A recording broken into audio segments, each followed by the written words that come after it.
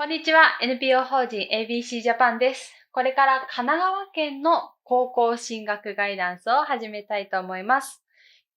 今回お話しするのは、じゃん、志望校の決め方です。今日もまた内容が多いので、止めながら聞いたり、何回か聞いてみたりしてください。では、始めます。どうやって高校を決めるのってなるのかなと思うんですけれども、3つポイントがあって、1つ目は内申点と得点力。2つ目は雰囲気。そして進学、就職実績。その高校からどんなところに行ったのかなというのが大切です。もう少し詳しく見ていきましょう。内申点と得点力っていうのは、高校にはもうね、お話ししているから知っているとは思うんですけれども、入試がありますね。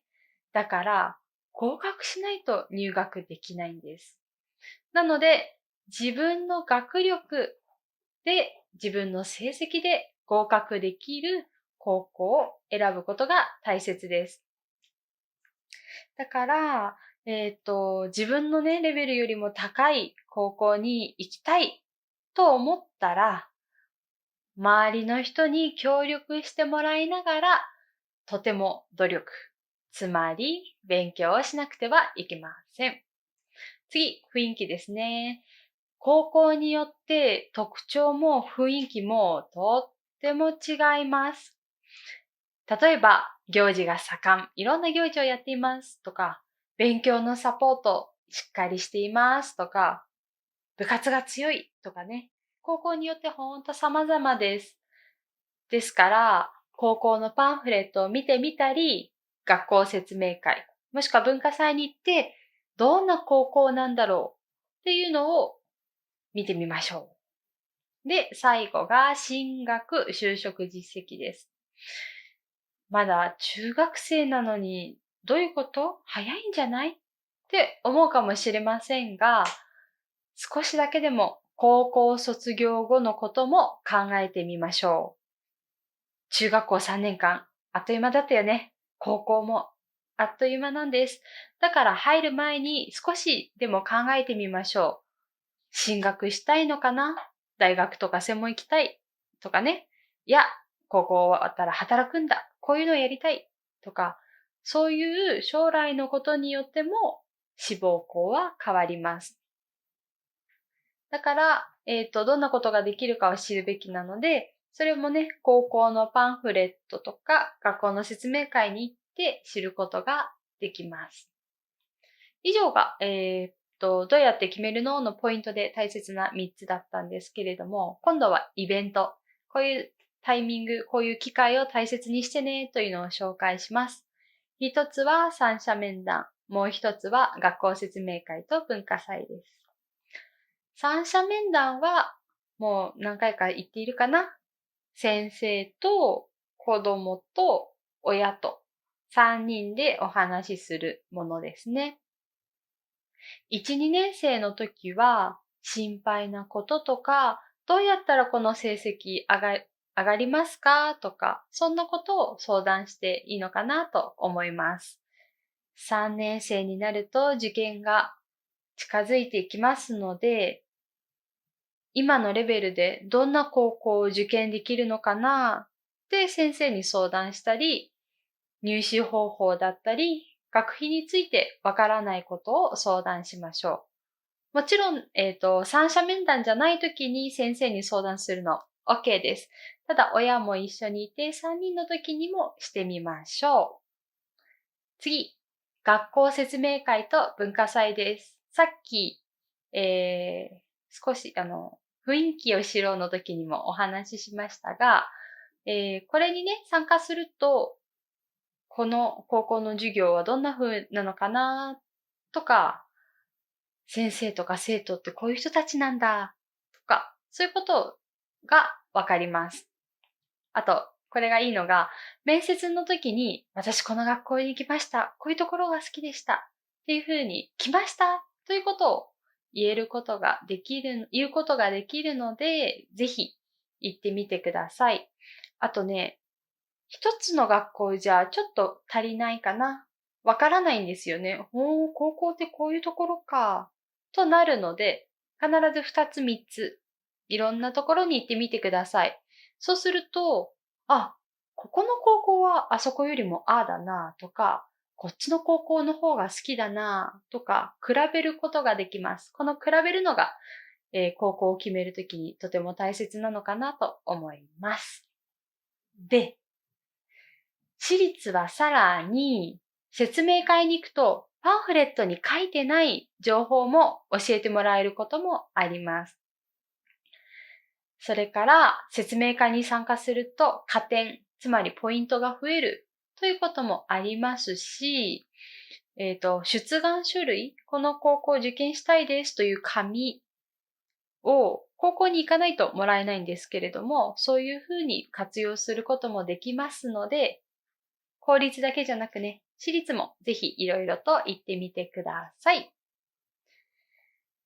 というわけで、志望校決めについてお話ししたんですけれども、3年間、中学校3年間、どういうふうに過ごしていったらいいのかなっていうヒントをお話ししたいと思います。まず、1、2年生の頃は、受験の基礎となることを勉強していきます。ですから、ちょっと難しい応用問題もできたらいいけど、とりあえず置いといて、まずは基礎をしっかり。英語だったら英単語、文法。国語だったら漢字とかね。あとは英語、国語、数学はいろいろと公式があると思います。解き方もあると思います。そういうものをしっかりできるようにしておきましょう。それから、調査書に書かれるのは成績だけではありません。部活とか行事、委員会のことも書かれますので、ぜひいろいろ挑戦してみて、ぜひ中学校生活楽しんでほしいなと思います。で、2年生のね、学年末の成績はもう調査書、高校に送る紙に書かれます。学年末の成績はもう2年生ずっとの最後にポンと出るので、2年生の勉強もしっかりとやって、学年末ぜひいい成績を残してもらえたらと思います。いよいよ3年生ですね。まず春には少しずつ復習を始めましょう。1、2年生に勉強したことを思い出すように、もう一回受験の時に解けるように復習を始めていきます。夏になるといろんな高校が説明会をしていますので、そこに行ってみたりだとか、面接シートを書く準備をしたりします。秋になると、今度はね、高校で文化祭がたくさん開かれますので、ぜひ文化祭にも行ってみてください。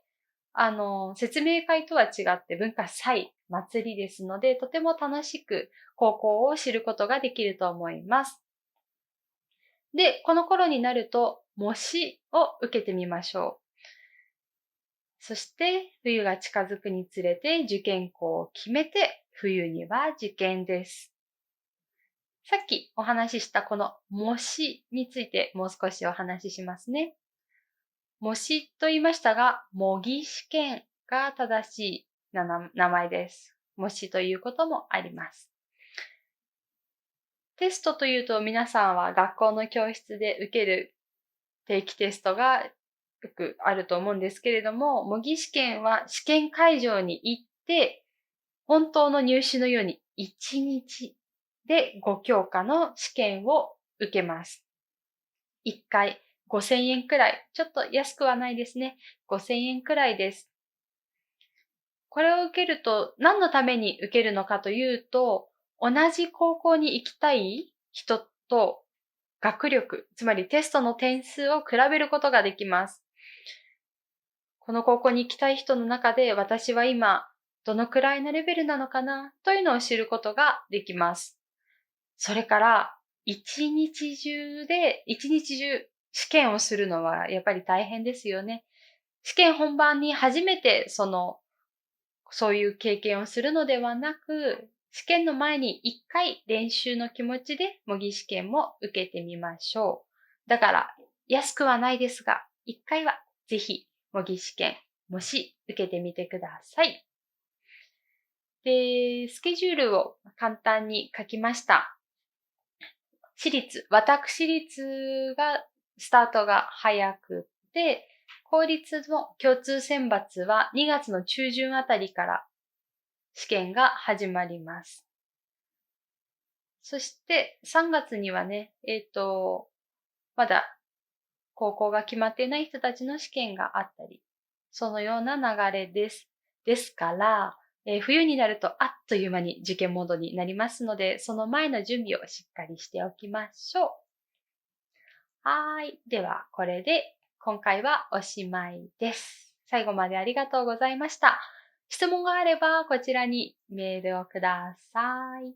では、バイバーイ。